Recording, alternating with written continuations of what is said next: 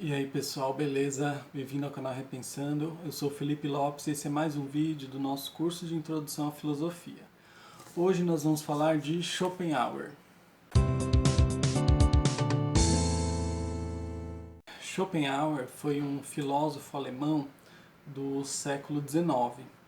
Ele viveu ali mais ou menos na época do Hegel e ele é um grande herdeiro também da filosofia kantiana. Ele vai ser um dos maiores adversários filosóficos do Hegel, né, junto com o Kierkegaard. E além disso, ele foi também um grande estudioso da tradição hindu, do budismo e da tradição hindu. A sua obra mais importante se chama O Mundo como Vontade e Representação. Então, lembrando aqui um pouco do Kant, né? Quando Kant vai falar lá sobre o conhecimento, como a gente adquire conhecimento, ele vai dizer que nós temos acesso apenas aos fenômenos. É o modo como as coisas aparecem para nós e não como elas são em si. É uma imagem do objeto.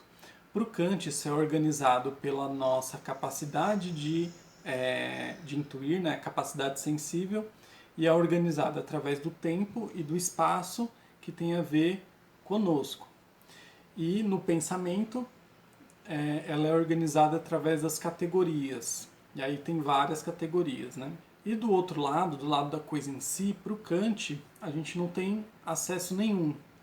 Também ele chama de númeno, essa coisa em si. A gente não tem acesso. Então, o nosso conhecimento tem que ser limitado apenas aos fenômenos. O Schopenhauer vai chamar esse conhecimento dos fenômenos de representação. Então, quando ele diz o mundo é representação, ele está dizendo que o modo como a gente conhece as coisas de fora através dos sentidos, isso é uma representação, é como aquilo aparece para os nossos sentidos, é como aparece para nós. Isso não é a realidade mesma, né? Por exemplo, os animais, eles percebem o mundo diferente, eles representam o mundo de maneira diferente. Por quê? Porque os sentidos dos animais são diferentes, né? Tem animais que conseguem ouvir sons que a gente não consegue, ou menos. Tem animais que conseguem enxergar cores que a gente não consegue, ou enxergar menos cores do que a gente. Então, é diferente. A imagem que a gente cria de cada coisa depende da nossa capacidade de percepção. Então, o mundo é esse conjunto de representações. E ele é influenciado pelo quê? Pela nossa categoria de espaço, de tempo, assim como o Kant falava, e de causalidade. E aqui tem uma diferença, né? Para o Schopenhauer, a causalidade ela vai, digamos assim, ser a base de todas as categorias do pensamento, né? Que Kant colocava várias, o Schopenhauer reduz apenas a causalidade. E o que é causalidade? É quando uma coisa dá origem a outra, ou causa outra, ou cria um movimento, ou cria alguma coisa. Então é uma relação de causa e efeito. Isso é a causalidade. E isso vai lembrar, vai remeter a um dos primeiros estudos que ele fez, que é sobre o princípio da razão suficiente. E ele vai dizer que existem quatro tipos, né, quatro raízes dessa razão suficiente, que é a primeira do devir, que diz da relação de causalidade entre os objetos da natureza, do mundo, né? O segundo, do conhecer, que diz respeito à causalidade do pensamento, que tem a ver com os pensamentos, com os juízos, com as deduções, que é como uma ideia vai gerar outra, e aí passa por todos os aspectos lógicos da coisa. Terceiro, que o aspecto do ser, né, que é a relação da causalidade, que tem a ver com o tempo e com o espaço, e que no fundo vai influenciar o conhecimento da geometria, a partir da noção espacial, e a aritmética principalmente, mas não só, através da noção temporal. E em quarto lugar, a causalidade do agir, que tem a ver com as ações morais e os motivos por trás dessas ações. Então, o que motiva determinada ação. Então, o Schopenhauer tem esse estudo bem aprofundado sobre a causalidade, isso que permitiu que ele fizesse uma relação entre todas as categorias do pensamento que Kant coloca, reduzisse apenas à causalidade. Voltando então para a parte das representações, para ele o mundo das representações é uma ilusão. Então, não tem como a gente conhecer a verdadeira realidade a partir daí. A gente só consegue saber como o sujeito vê o mundo, né? Por isso que o mundo é uma representação minha, como ele diz no livro.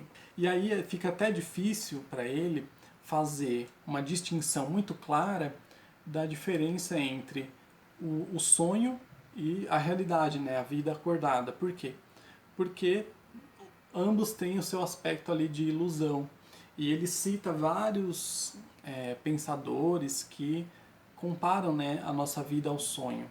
E ele utiliza a metáfora do véu de Maia, que é uma metáfora da tradição hindu, para falar sobre como essa realidade é ilusão. Né? O véu de Maia é aquilo que se coloca e que a gente passa a enxergar uma ilusão ao invés da realidade. Porém, a grande discordância do Schopenhauer em relação ao Kant é que ele acredita que é possível sim ter um conhecimento da coisa em si. Como que ele propõe isso, né? Ele fala que o nosso conhecimento do corpo é um conhecimento imediato, mas não imaginando uma situação onde a gente, por exemplo, se olha no espelho e a gente conhece o nosso corpo. Não, ele fala que é o conhecimento da vontade que age sobre o corpo. Então, quando a gente observa os nossos impulsos, as nossas vontades, essa vontade ela age sobre o corpo. E é esse conhecimento que o Schopenhauer diz que é um conhecimento da coisa em si, o conhecimento da vontade. E por isso que o nome do livro mais importante é O Mundo como Vontade e Representação. Representação que nós já falamos e a vontade, que é essa coisa em si ao qual nós temos acesso. Então o conhecimento da vontade é o conhecimento real, conhecimento verdadeiro. E dessa forma, ela é a essência do ser humano. O ser humano é, em essência, vontade. Só que aí o Schopenhauer vai além, né? Ele vai dizer que a vontade ela não age só sobre o ser humano, né? Ela age também sobre todas as coisas, sobre a natureza em geral. Então, tanto os animais, os outros animais, as plantas, as pedras, as estrelas, tudo na natureza age segundo a vontade. É impulsionado pela vontade. E como que é essa vontade? Para ele, essa vontade é uma vontade cega, uma vontade irracional, é uma vontade que não tem nenhum objetivo e que no final das contas ela só está preocupada com a autoconservação. Por isso ele é conhecido como um filósofo pessimista, né? Ele não acredita que a nossa vontade vai nos levar a algo bom, algo necessariamente bom. Ele não acredita também que na história as coisas foram se seguindo rumo a um progresso, rumo a um avanço. Não, a história ela foi realmente movida pela vontade, mas sem objetivo nenhum, sem progresso nenhum. É só a vontade tentando se conservar. Ou seja, a dominação, a irracionalidade, o impulso cego, tudo isso move o mundo, mas move de uma maneira que não é regida por nenhuma norma, nenhuma ordem. Aí ele diz também, né, que como nós somos vontade, nós estamos sob o império da vontade, a gente está sempre buscando algo, sempre satisfazer essa vontade, sempre satisfazendo os desejos. Mas, ao mesmo tempo, a vontade está sempre em luta, ela está sempre sendo impedida. Então, a gente não consegue satisfazer totalmente a vontade, totalmente o desejo.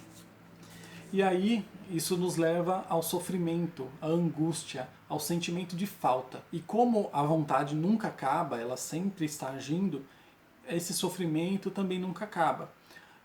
A gente vai estar sempre, a vida toda, passando por situações de sofrimento, de angústia, de sentimento de falta. E aí, mesmo quando a gente consegue saciar a vontade, ou seja, a gente consegue alguma coisa que a gente queria muito, a gente vai passar por uma situação de tédio. Por quê? Porque a gente vai perceber que aquilo que a gente tanto queria não completa, e aquilo vai perdendo sentido, aquilo vai perdendo a atratividade. Então a gente sofre quando a gente está com a vontade, com o desejo, e a gente tem o tédio quando a gente consegue alcançar aquele desejo, a gente consegue saciar aquela vontade. E aí depois vai surgir uma nova vontade, e aí uma nova falta, e aí uma nova angústia. E aí por isso que a gente pode dizer que na filosofia do Schopenhauer a vida ela é uma oscilação, igual um pêndulo, entre o sofrimento e o tédio. Por quê? Ou a gente está em sofrimento desejando, ou a gente está no tédio após conseguir aquilo e perceber que aquilo não completa. E aí como que a gente sai desse ciclo vicioso? Para o Schopenhauer, a gente precisa fazer um movimento de negação da vontade. E aí ele vai dar dois caminhos, né? O primeiro é o caminho da arte e o segundo é o caminho da ascese. Na experiência artística, quando a gente está ou produzindo ou consumindo a arte, consumir é uma palavra meio ruim, né? Mas quando a gente está em contato com a obra de arte, a gente meio que sai de nós mesmos e mergulhamos na obra. Então, aquele desejo, aquela vontade que está no ser humano, ela fica por um tempo suspensa. E aí a gente consegue um certo momento de sair de si e se colocar em um lugar mais tranquilo, né? Um lugar da contemplação artística. E também na arte ela serve como uma boa maneira de conhecer a vontade, a realidade. E aí ele vai fazer toda uma hierarquia das artes, né? Ele vai dizer que algumas artes são mais interessantes do que outras para o conhecimento da realidade. Ele diz, por exemplo, que a tragédia é uma arte que conduz a gente ao conhecimento da dor, da irracionalidade das coisas, do destino dos seres humanos. Então a tragédia para ele está num dos lugares mais altos assim da hierarquia das artes. E acima de todas está a música. Por quê? Porque para ele a música ela representa o movimento da própria vontade. Então é o conhecimento da própria vontade que a gente tem através da música, é o que ele chama de história secreta da vontade. Só que qual o problema da obra de arte? O problema da obra de arte é que ela não dura para sempre.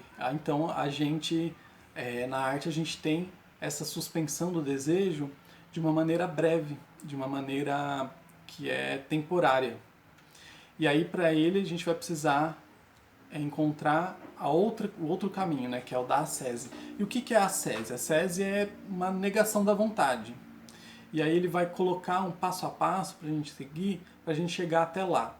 Primeiro ele vai dizer que a gente precisa passar pelo momento da justiça, né, que é entender os outros como a si mesmos e agir de acordo, né? Depois o passo da bondade e da compaixão, que é entender a dor do outro a partir da minha própria, e aí amar as pessoas como sem interesse, né? Um amor desinteressado que chama. E aí depois ele vai falar da castidade, da pobreza voluntária, né? Você ter uma pobreza, eu não acho que é uma pobreza assim, dar todo o seu dinheiro, mas é um tipo de minimalismo, não colocar, negar o desejo de consumir, por exemplo. Não sei se a minha leitura está meio forçada, mas eu acredito que isso explique bem, né? Viver sem grandes desejos materiais, até porque Schopenhauer não era pobre, né? E o objetivo final dele é a negação total da vontade, que é o que vai chamar de noluntas, né? A negação total da vontade, que a gente também pode chamar de a negação total do querer, ou um reduzir a vontade ao nada. E assim a gente acaba com o sofrimento da vida. Se não tudo, pelo menos um pouco. Certo? Então é isso. A dica de aprofundamento que eu vou deixar é para vocês lerem o livro que é o mais importante dele, né? Que é O Mundo como Vontade e Representação. É um livro grande até, mas eu acho que quem se interessa realmente pela obra é fundamental que passe por esse livro, né? E então curte o vídeo aí quem gostou, comenta aqui embaixo o que você achou, não esquece de se inscrever no canal para receber os outros vídeos, compartilha com quem você acha que vai se interessar e é nóis!